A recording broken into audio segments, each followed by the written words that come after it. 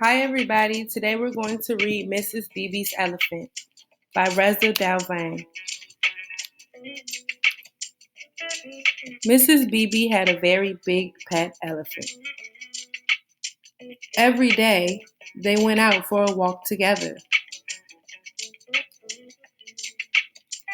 In the morning, they played with the children in the street. And in the afternoon, they had tea and cake.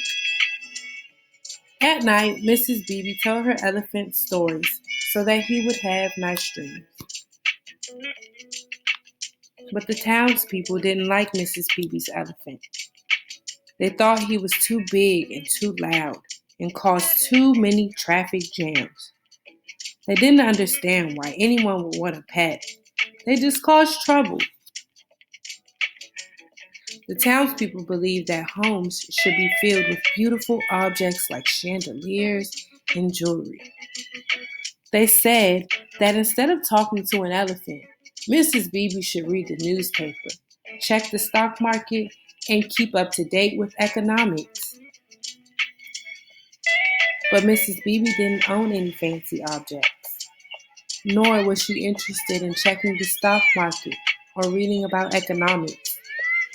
She was at her happiest being with her elephant and speaking about the past and laughing. The townspeople protested for the elephant to leave. They were afraid that their children might also want pets one day. The town judge ordered that the elephant be taken to the zoo that very next morning.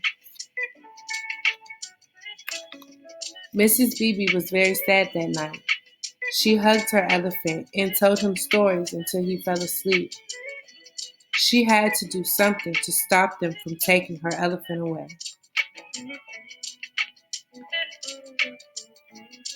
The next day, when the townspeople came to Mrs. Bibi's house to take her elephant, there was no one there. They looked all over the town, but it was no use. Mrs. Bibi and her gigantic elephant were nowhere to be found. After Mrs. Bibi and her elephant left, the town wasn't the same.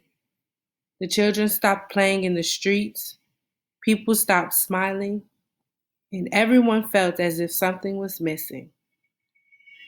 A great sense of longing filled the elephant's place in the children's hearts. The townspeople didn't know what to do.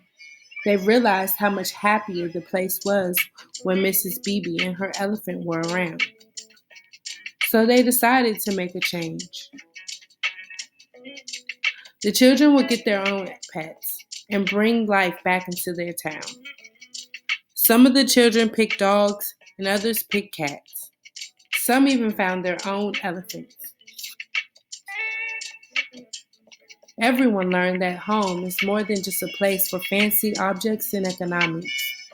It's a place for living, a place for those who might even have a room for huge elephants in their hearts. Because Mrs. Bibi and her elephant weren't gone. Not really.